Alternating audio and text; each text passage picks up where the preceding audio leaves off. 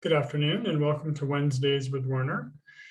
We're looking at Common Sense Education's digital citizenship curriculum, and this week focusing on digital footprints and identity, thinking about how we might help kids better understand the ways in which their digital footprints are created, how they might think about modifying them, thinking about them as an opportunity instead of just a sort of negative space that is something to worry about, and looking at the way that Common Sense Education offers a really positive focus, I think, on how these questions are raised with kids, helping them think about how it might look like their personal brand, how it might look like the chance to think about how they share themselves online versus in person, and making those as consistent with one another as possible.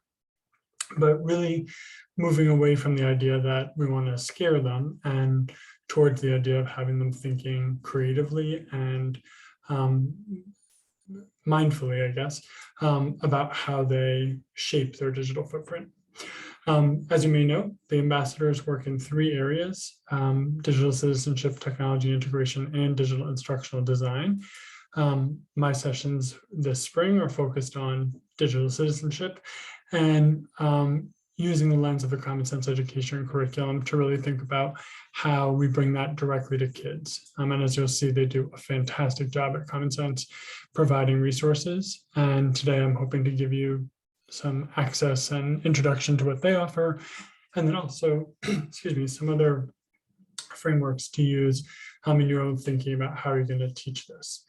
As you may know, Common Sense has divided their digital citizenship education into 6 areas. We've looked at news and media literacy briefly that first week, March 9th, and all of these are in the YouTube archive. Then the next week at media balance and well-being, then privacy and security last week, and as I said today, digital footprint and identity.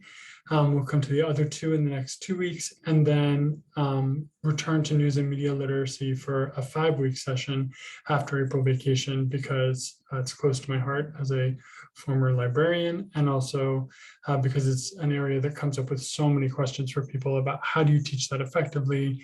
How do you get the messages across in a way that actually helps kids change the way they're thinking about their news and media literacy, instead of just knowing that it's a problem and not really knowing what to do about it. As with all the Common Sense areas, there's a tagline, and in this case, it's Redefine Who We Are. And as I said early on, Common Sense took the approach of moving away from scare tactics and away from sort of the negative space of these digital citizenship questions, and instead really focusing on what positive aspects of them they could provide as the center core principles for their education.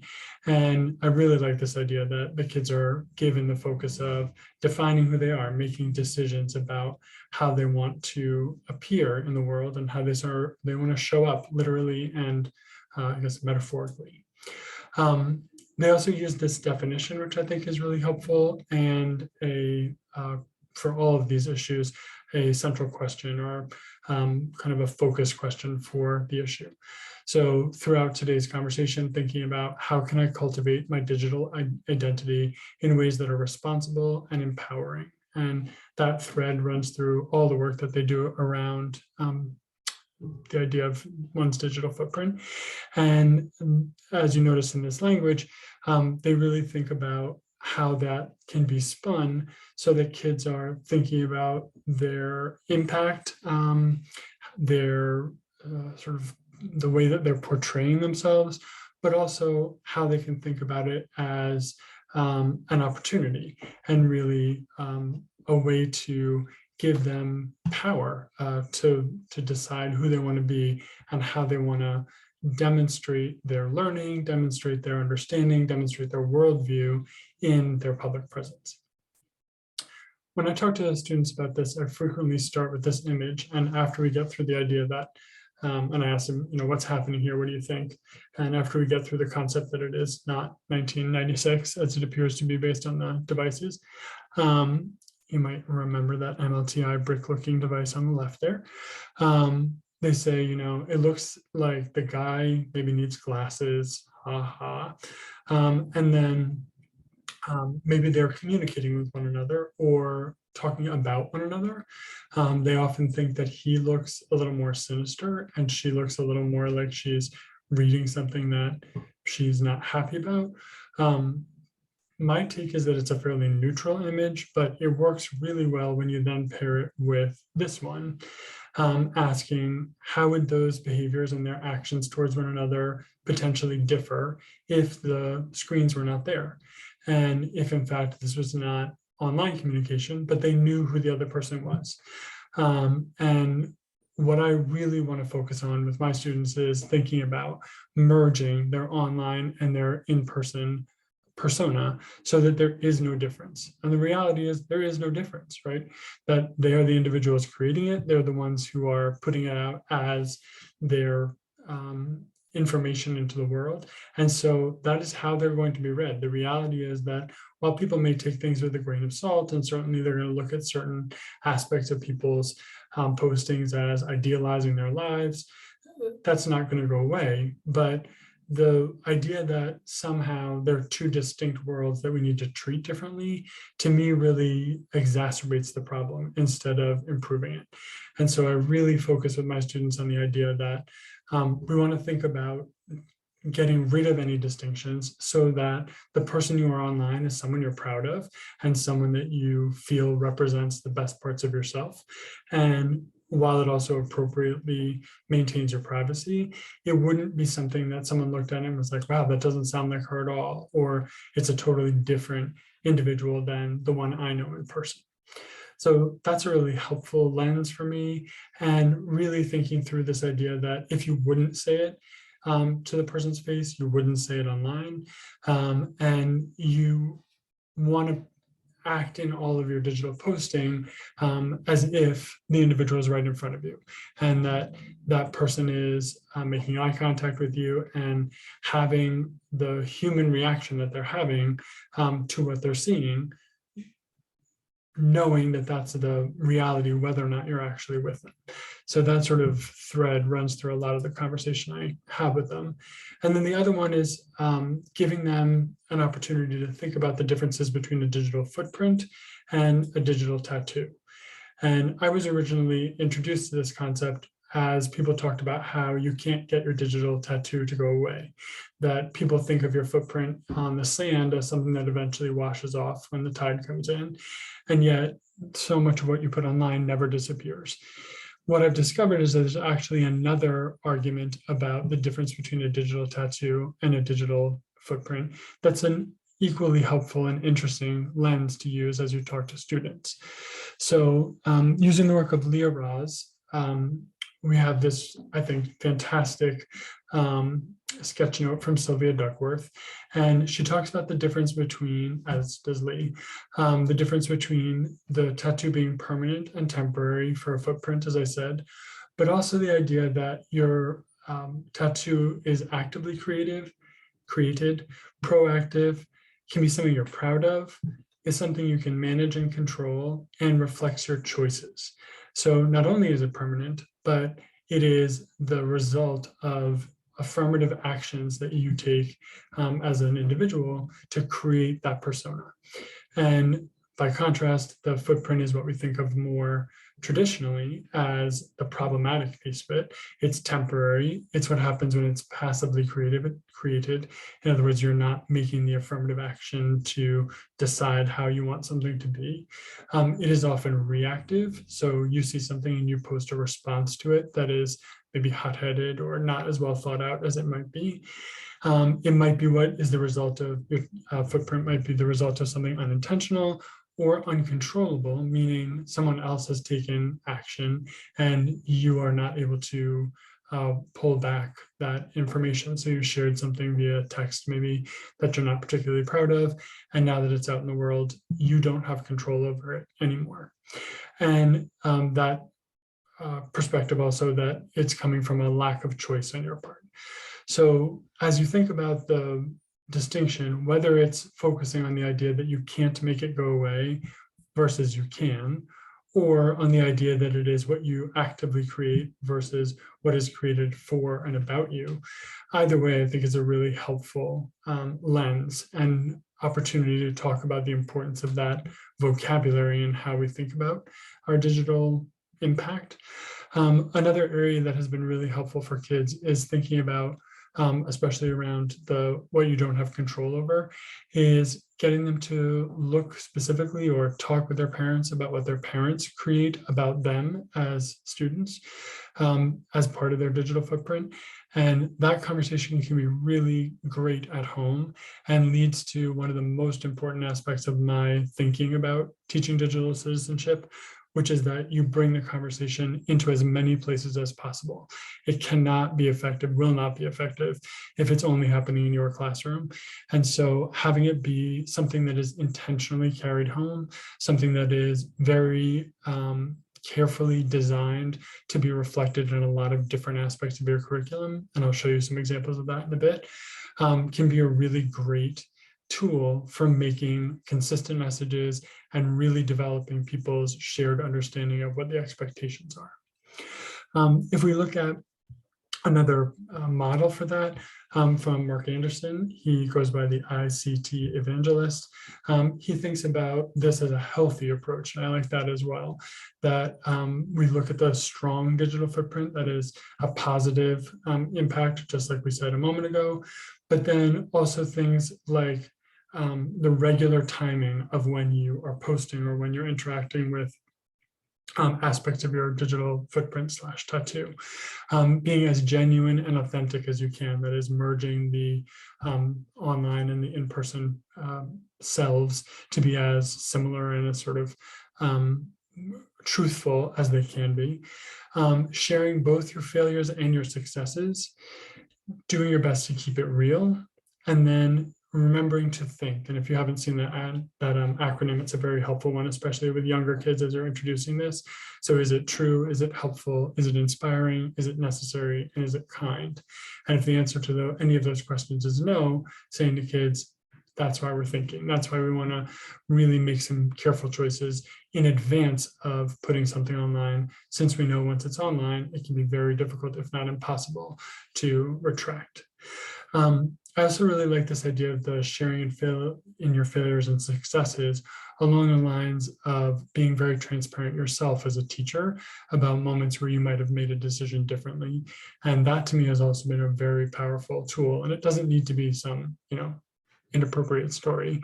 I gave the example once of having gotten very frustrated by the lack of plowing in downtown Portland, where I live, and how difficult it was for me to get to school, even though the weather wasn't particularly bad, the roads were still terrible. And so I posted to social media a complaint directed at the Public Works Department. And in retrospect, I thought it is not like they are trying to make this difficult for me. They are certainly doing their best to get the roads cleared, and complaining to them and specifically about them publicly is doing nothing to improve the situation and makes me look like a jerk. So I give that example to kids and say, I went back and took down the post because I felt like it didn't reflect the kind of person I wanted to be in the world and the way I wanted to show up. And that felt to me like a great sort of simple example, but one that offers them an opportunity to then talk about, all right, so what made me do it in the first place? I was emotional, I was frustrated. I made the choice to be reactive to that instead of to be thoughtful and wait before I posted. And so that conversation about my failure and then turning it into an opportunity really has led to some great further conversations with students. And I encourage you to find moments like that where you can give them a real world example. Doesn't even have to be yourself, but where you're demonstrating the complexity of this extending into adulthood, and that your own fallibility makes it all the more engaging with them, and all the more sort of clear about the importance of giving this careful thought. Some examples I found that I thought were really neat, and a reminder that there can be terrific resources in social media for you to use as you're teaching social media. So these examples come from Twitter, but a 6th grade classroom using the think model and talking about how that applies to their choices about creating a digital tattoo. This use of humor, which I think is terrific. Mark Tartaro observing that in teaching the footprint, you can make some jokes about, forever, and how not taking it as seriously, getting away from that idea of the kind of fear factor of this really can improve the conversation and make it a more thoughtful one, and one that is more palatable to kids who are so accustomed to being told, don't do that, don't do this, that's a bad idea, that's dangerous when it comes to choices online. And then finally, really liked this one from a 5th grade class under Caldwell, talking about how they created physical tattoos that reminded them of the fact that whether or not it can be seen at that moment, wherever the person is standing, anyone with access to the internet can see whatever they've posted. So their digital tattoo might as well be on their arm or on their face. And I've had some really incredible conversations by printing out things that I've found online posted by members of the community that I'm in, and people feeling incredibly uncomfortable about them being printed out and posted on the wall in my classroom. And then I appreciate that that is uncomfortable, and yet all I need to do is turn on my computer and find that exact same content. So why is it that we're so uncomfortable having it printed here? And if we are, then why is it on the internet in the first place? And so that is another sort of effective tool by making it really palpable, in person, physically represented, to remind people about why this concept of the digital footprint and tattoo is not just theoretical. It really does have an enormous impact on how people are perceived. We know it has a huge and increasing impact on mental health. And so getting the conversations to be as real and often as difficult as possible, I shouldn't say that, as real as possible and often difficult, it's probably better said, is invaluable in getting real progress in people's perception of the importance of this and getting more people talking about it in more and diverse places. I mentioned a little while ago that there are ways to think about this being in every kind of classroom. And I love this example from Google, which puts it in a math classroom. So students are tracking mathematically the ways that these 3 individuals are interacting online, and then creating a representation graphically using Google Sheets of their digital footprints, or these individuals' digital footprints. And the exercise is completely pre-designed. All you need to do is teach the existing lesson. So you have this kind of simultaneous conversation around digital footprints and that sort of theoretical and conceptual conversation in the context of learning the skills of using data representation in this table and in the charts and the sheet that holds that data. So the lessons are called Applied Digital Skills from Google, and they range all over the place from everything in STEAM to even some world language and some ELA lessons as well. And I think that idea that it's everyone's responsibility to be a part of the conversation is much easier to encourage when you can point people directly to resources they can use. Common sense educations work really well in humanities and world language classrooms, but they can be a little more difficult to apply in math and science. And what I love about these applied digital skills lessons is that they offer the opportunity for math and science classes to have the important conversations at the same time and intertwined with the skills that are relevant to that particular class. In addition to the resources provided a moment ago, Google also offers the SMART curriculum, and it is smart, alert, strong, kind, and brave, and be internet awesome is sort of the tagline for it. And it is similar to the common sense education lessons, but may offer you some different opportunities to find lessons that you think will work well either in your classroom or with your particular students. The one on the right is one I really like a lot. And they ask you to consider what you would assume about these three people based on what they've posted and what you're finding online about them. Then there are three profiles of the people, and you have to match whether the description of the person is the same as or different from the one that has been presented in this online portrait. And one of them is very obvious, and the other two are easily mistaken one for the other, because what they've posted online is so different from the reality in the description of them. So it offers this great opportunity to talk about the consistencies between online and offline presence, but also a really neat concrete example of what happens, the assumptions you make when you're looking at someone's digital profile. So what are you thinking? What do you feel this is likely about this person if you were to meet them in real life? And then when that doesn't match the profile that's provided, terrific conversation about why that is and what the person might have done differently so that the kind of person they are in real life was being better reflected in their online presence. So the overall campaign is called Be Internet Awesome. This first series of lessons is under the SMART heading, the one that I'm showing you here, but there are also ones under the other Alert, Strong, Kind, and Brave headings as well. Another resource I would recommend is provided by Teach Thought. They have really wonderful visuals in particular, and this one I thought was great for its simplicity. And I particularly like number 11, the idea that searches are social, and the idea that when you're doing a search, what you've discovered is not in any way related to quote unquote truth. It is related to the machine intelligence interpretation of your prior searches and anticipating your needs, right? And we talked about how powerfully this was illustrated by the Facebook whistleblowers' observation that if you click on something negative, it has a great deal more impact on the next click than something positive. So I believe the equation was, for every one time you click on something negative, it will lead you to more negative news coverage or someone freaking out online versus having to click on something positive 4 times to get the same weight in the equation that's used in the algorithm. And so that is a great example, talking about Facebook Marketplace potentially, or YouTube, or any social media where the machine learning is attempting to give students, any users, quote unquote, better results.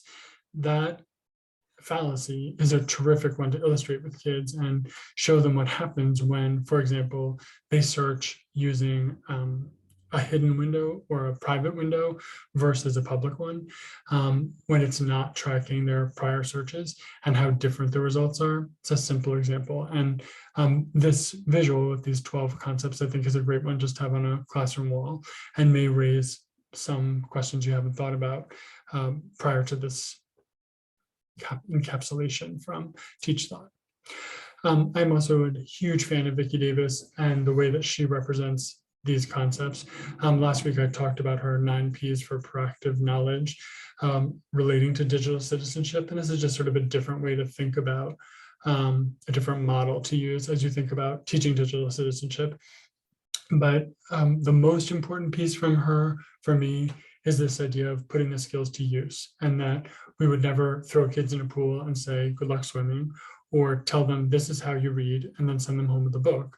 We give them practice, we give them opportunities. And if we don't do that, we're using what I refer to as the good luck with that theory of teaching digital citizenship, which is to say, we hope it goes well for you. You're probably going to get into trouble and then we'll punish you for it. But I don't have anything to offer you in terms of how to do better. And that, unfortunately, is so often the default, that we mistake digital natives for digital experts. And the result is lots of trouble and not a lot of thoughtful learning around how to do better as a digital citizen. So Davis will use real world examples like Two Truths and a Lie. She does a version of where she finds some things online that all seem credible, but one of which is or more are completely fictional. And how do you distinguish that? What kind of research can you do to figure out which one is incorrect? She also has students who are empowered to teach other students about some of the lessons. And she, in her classroom, has them create the lessons that are then shared with others. And then every time she uses a collaborative learning opportunity where she connects one group of students with another virtually, she is constantly recircling back and reminding them of the importance of their digital footprints, their digital tattoos. Getting rid of, as I said a little while ago, the difference between a digital citizen and a citizen, a digital persona and a persona, trying to erase that distinction as much as possible. And she describes this, I think, really nicely in an Edutopia post that includes this visual, which is linked there. And she also suggests that you teach the skills and then practice the skills as students develop their personal brand. And the idea that you are a commodity to some degree, especially when you go into the job market. And when a college is looking at you as a candidate or a sports team, if you have created a digital brand that is thoughtful, that is an accurate reflection and includes things that you are excited about and proud of, and does not include things that would embarrass you or which would detract from the image you are creating. She asked them this simple question: are you in being intentional about what you're sharing? And in that intentionality, can you do anything to improve the brand that's out there if aspects of it are not things you're proud of from the past? I found, as I was looking for some resources for this, that Wharton Business School in Pennsylvania does a fantastic job through a program called Global Youth to offer a series of lessons about developing your personal brand.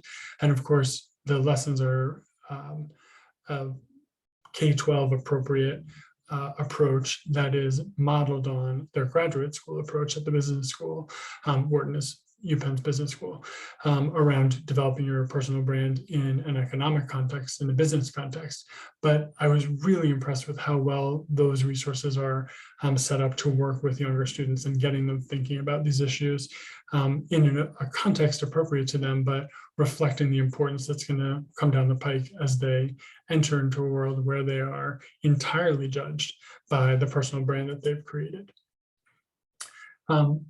As you look at ways to improve that brand, hosting, participating in a digital delete day is a terrific opportunity, and you yourself being a part of it, as I said earlier, modeling your intention to do better in this area. We bring students into a room together, and we often do it a whole grade at a time in the library and learning commons.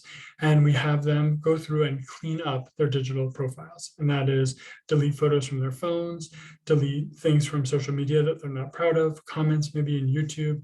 And one of the things that happens very quickly is they start reminding one another about things that might be less than ideal in one another's digital tattoos or in their brands.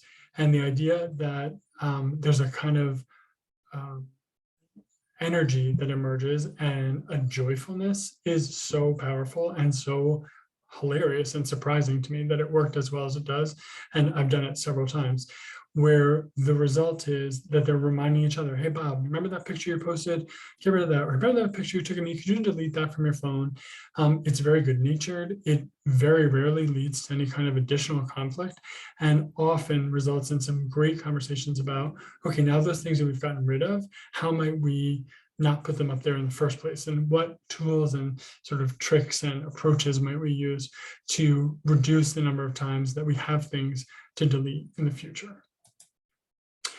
I often also share this reminder with students, or some version of it, that one of the things that amplifies the issue is the intense speed with which information is shared, and that it is impossible once it leaves your device to know how quickly anything goes anywhere. We talk about the definition of the word viral and why it's called that, and some examples that we can come up with of things going viral that do not represent the subject's best self. And yet over which they have no more control because it's so quickly ended up in everyone's hands.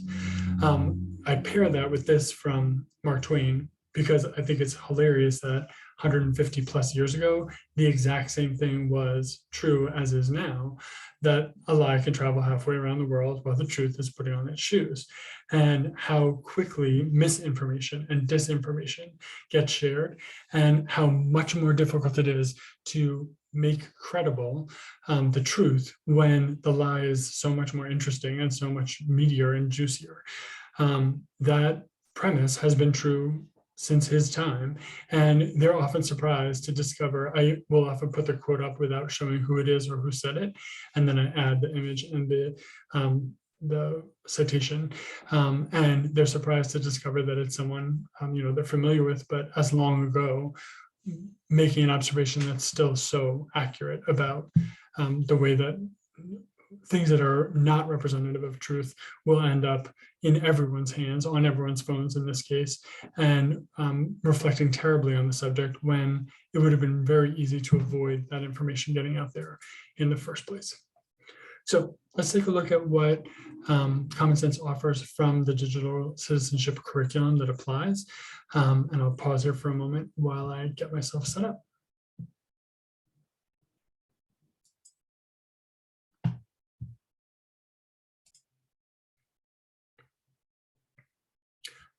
So when you go to Common Sense Education's website, you'll see that in the upper left-hand corner, there's a digital citizenship flag. And when you open the curriculum, you'll see those 6 same categories that we saw a moment ago: media balance and well-being, privacy and security, digital footprint and identity, relationships and communication, cyberbullying, digital drama and hate speech, and news and media literacy. Before I start to delve into those, I'm going to sign in up here and wanted to show you that it's fairly easy to do. But while all this is available for free and they encourage you to disseminate it, modify it, utilize it in any way you'd like, they do ask you to sign in to get to some of it. So I have it attached to my Google identity here. And once I'm logged in, then it doesn't look any different except that you see yourself up there. And now a number of resources that wouldn't have been available a moment ago without signing in will open up automatically. So these are search terms, if you think about it that way, and then by grade here on the bottom. So I'm going to start by clicking on digital footprint and identity, and then choose the grades that you work with. I'm going to choose 6, 7, and 8 since I teach in middle school. Apply. And now I have the digital footprint and identity lessons for 6th grade, 7th grade, and 8th grade. And these are all intended to be student facing in the sense that they are ready to go, whether you have taught this a million times or you're totally new to it. They are set up to be immediately accessible to students with you helping navigate them, but not relying on you having broad information, broad skills or experience in this area. And that accessibility to me makes it invaluable as a resource. And as you'll see, the amount of work that Common Sense has done to make this useful to you as educators is truly astounding.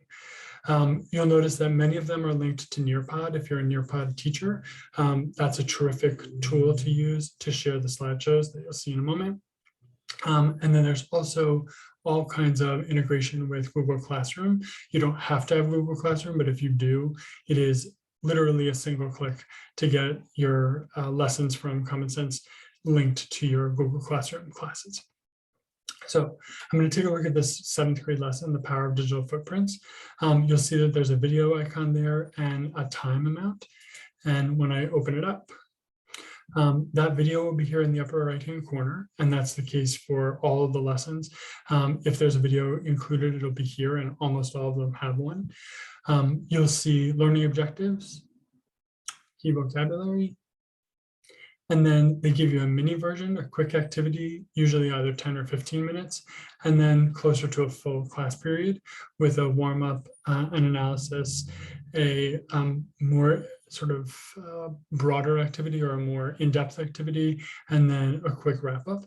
As I mentioned earlier, getting this into as many places as possible is critical to your success, and they tie every lesson to a family activity, family tip, and a family engagement suggestion. So these can be terrific to use as, I guess I would say, entrees into conversations with families about how important it is that they are echoing the conversations you're having, and how much can be gained by having these conversations at home. Their Common Sense really does a terrific job making sure that there are accessible versions of these conversations for students of all ages to have with families. And some of the most powerful conversations I've had in Cape Elizabeth derive from family nights that we've hosted, where families join us with their kids or without, depending on what we're doing, but really sharing in the conversation as adults or adults with kids beyond our classroom walls. And so much discovery about the commonalities between the struggles their kids are having, that they are having themselves, and especially between families, realizing that, oh my gosh, that is not something that's only happening in my kitchen, at my kitchen table, but something that so many of us are sharing. And then the incredible conversations and ideas and brainstorming that comes out of that. Each of the lessons also has a series of slides, which, as I said, they encourage you to make a copy of and modify in any way you'd like. The direct link to the video, and then they all end with a quiz, which is set up to be in Google Classroom, but can also be printed if you'd rather do it that way. And then the whole lesson can be saved as a PDF and viewed in a single document. If for whatever reason you're preferring to do these lessons offline, or having the students not be on their devices, you can do that using the PDF version. I want to go back also and look at the 8th grade lesson for a moment, because it has another aspect to it that I think is terrific. That's social media and digital footprints, our responsibilities. And it includes something that are called the Teen Voices series. And on Common Sense's YouTube channel, these are all linked in a single playlist. But what I have been amazed by is how willingly kids will engage in the conversation when the starting point is other kids talking. So this Teen Voices series, I think there's 11 of them, 10 or 11, that are real kids talking about real issues. And even though your students don't know them, the authenticity, and they're not actors, they're real kids talking about it. The authenticity of the videos and the way that they raise the questions for kids to discuss has been one of the most powerful starting points I have found consistently, no matter what age. If you've taught 8th graders, they can often be a little jaded, a little know-it-all potentially. I'm pretty much already a freshman, and you have nothing to teach me that I don't already know about this stuff. And then you hear these kids talking, and suddenly it turns out you do still have a lot to talk about. And they just do. Common Sense does such a terrific job of capturing realistic situations from real kids that are likely to occur for the kids in your classroom. And that connection makes for an invaluable starting point for the conversations. Just as we saw a moment ago, learning objectives, key vocabulary. They'll tell you if there's some material needed, in this case, the very complicated blank paper. Lesson slides again, take-home resources for families. And then this one is set up into 4 pieces, still a 50-minute or 45-minute lesson, but it includes an additional resource link. And that's the other thing I wanted to show you, in addition to the Teen Voices, that many of the lessons will take you out of Common Sense education to other places. So they'll take you to either inside their own resources here, Digital Compass, but they'll talk about ways that they have partnered, Common Sense has partnered with other organizations. And in this instance, Shaping Your Digital Footprint activity actually takes you out to the social media test drive, which is connected to and affiliated with, but not the same as Common Sense education. So they have a lot of interplay with one another, but they really Common Sense does a great job of directing you to reliable, thoughtful, well vetted resources that under these additional resource headings can really be a terrific place to look if you feel like you need more than you've found in what you've initially searched in Common Sense education. So this is something that as you might imagine, I feel very passionately about, and which I really would like as many people as possible discussing. It is something I'd be delighted to bring to your schools if that would be helpful. If it's something you feel like would be a useful conversation for your schools to have, I would be really happy to bring it to your schools. And I think the key is just getting, as I said, as many people as possible having the conversation. And one way to do that is to bring in someone from the outside who has some thoughtful, reflections about it and some expertise, but who is not within your community already and can help jumpstart the conversations. And I've found that I've done it in more than a dozen occasions now, a really effective way to get a whole faculty or a grade level team talking about this. So I hope you'll reach out. It's jonathan.warner@maine.gov. All of the ambassadors have the same structure for their emails, and we'd all welcome the opportunity to talk to you about some of these digital citizenship issues. And I'm also happy to connect you with the right person if that's something that would be helpful to you, or if one of these other areas we discussed at the beginning would be useful. Happy to do that as well, where you would benefit from assistance with instructional design or with any work around integrating technology into the curriculum, remembering that the goal of the 2.0 reboot of MLTI is to move us away from just providing devices towards providing meaningful, technologically enhanced and engaged lessons that are useful to educators beyond just having the device in the students' laps, actually using it in ways that will transform their education. So anything that falls under that rather broad umbrella, we'd be delighted to help you with. Thank you so much and have a great afternoon.